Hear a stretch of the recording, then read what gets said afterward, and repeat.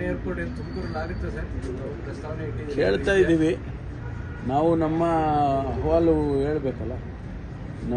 ನಮಗೇನೆಂದರೆ ಆ ಭಾಗದಲ್ಲಾದರೆ ಸುಮಾರು ನಾರ್ದರ್ನ್ ಕರ್ನಾಟಕದಿಂದ ಬರೋರಿಗೆಲ್ಲ ಅನುಕೂಲ ಆಗುತ್ತೆ. 22 ಡಿಸ್ಟ್ರಿಕ್ಟು ಬರುತ್ತೆ, ತುಮಕೂರು ಅದು ಹೋಗುತ್ತೆ. ಆ ಭಾಗದಲ್ಲಾದರೆ ಬೇಗ ಅವರಿಗೆ ಅನುಕೂಲ ಆಗುತ್ತೆ. ಆಮೇಲೆ ಕನೆಕ್ಟಿವಿಟಿ ಕೂಡ ಈಗಿರುವ ಏರ್ಪೋರ್ಟ್ ಇಂಟರ್ನ್ಯಾಷನಲ್ ಏರ್ಪೋರ್ಟಿಗೂ ಕನೆಕ್ಟ್ ಮಾಡ್ಕೋಬೋದು ಅಂತ ಅವರು ಟೆಕ್ನಿಕಲಿ ಏನು ಮಾಡ್ತಾರೆ ನೋಡ್ಬೇಕು. ಮೆಟ್ರೋ ಬರ ಕೇಳಿದ್ರಿ ಸರ್? ಮೆಟ್ರೋದು ನಡೀತಾ ಇದೆ. DPR ಇನ್ನೂ ಫೈನಲೈಸ್ ಆಗಿಲ್ಲ. DPRಗೆ ಹೈದರಾಬಾದ್ ಕಂಪನಿ ಕೊಟ್ಟಿದ್ದಾರೆ. ಅವರು DPR ಇನ್ನೂ ಸಬ್ಮಿಟ್ ಮಾಡಿಲ್ಲ. ಮಾಡಿದ ಮೇಲೆ ತೀರ್ಮಾನ ತಗೊಳ್ತೀವಿ. PPP ಮಾಡಲ್ನಲ್ಲಿ ಸರ್ಕಾರದ್ದೇನು ಇನ್ವೆಸ್ಟ್ಮೆಂಟ್ ಇರಲ್ಲ. ಅದ ನಂತರ DPR ಬಂದ ನಂತರ ಗೌರ್ಮೆಂಟ್ ಆಫ್ ಇಂಡಿಯಾಗೆ ಪರ್ಮಿಷನ್ ಕೇಳಬೇಕಾಗುತ್ತೆ. ಯಾಕೆಂದರೆ ನಾವಲ್ಲಿ ರೋಡಿನ ಮಧ್ಯದಲ್ಲಿ ಹೋಗೋದಾದರೆ ಮೀಡಿಯನ್ನಲ್ಲಿ ಅವ್ರು ಪರ್ಮಿಷನ್ ಕೊಡಬೇಕಾಗುತ್ತೆ. ಎರಡನೇ ಏರ್ಪೋರ್ಟ್ ಏನು ತುಮಕೂರಲ್ಲಿ ಆಗುತ್ತೆ ಸರ್?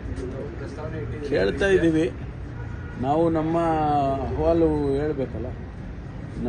ನಮಗೇನೆಂದರೆ ಆ ಭಾಗದಲ್ಲಾದರೆ ಸುಮಾರು ನಾರ್ದರ್ನ್ ಕರ್ನಾಟಕದಿಂದ ಬರೋರಿಗೆಲ್ಲ ಅನುಕೂಲ ಆಗುತ್ತೆ. 22 ಡಿಸ್ಟ್ರಿಕ್ಟು ಬರುತ್ತೆ, ತುಮಕೂರು ಅದು ಹೋಗುತ್ತೆ. ಆ ಭಾಗದಲ್ಲಾದರೆ ಬೇಗ ಅವರಿಗೆ ಅನುಕೂಲ ಆಗುತ್ತೆ. ಆಮೇಲೆ ಕನೆಕ್ಟಿವಿಟಿ ಕೂಡ ಈಗಿರುವ ಏರ್ಪೋರ್ಟ್ ಇಂಟರ್ನ್ಯಾಷನಲ್ ಏರ್ಪೋರ್ಟಿಗೂ ಕನೆಕ್ಟ್ ಮಾಡ್ಕೋಬೋದು ಅಂತ ಅವರು ಟೆಕ್ನಿಕಲಿ ಏನು ಮಾಡ್ತಾರೆ ನೋಡ್ಬೇಕು.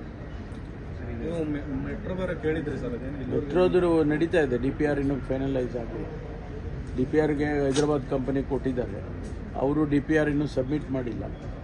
ಮಾಡಿದ ಮೇಲೆ ತೀರ್ಮಾನ ತಗೊಳ್ತೀವಿ. PPP ಮಾಡಲ್ನಲ್ಲಿ ಸರ್ಕಾರದ್ದೇನು ಇನ್ವೆಸ್ಟ್ಮೆಂಟ್ ಇರಲ್ಲ.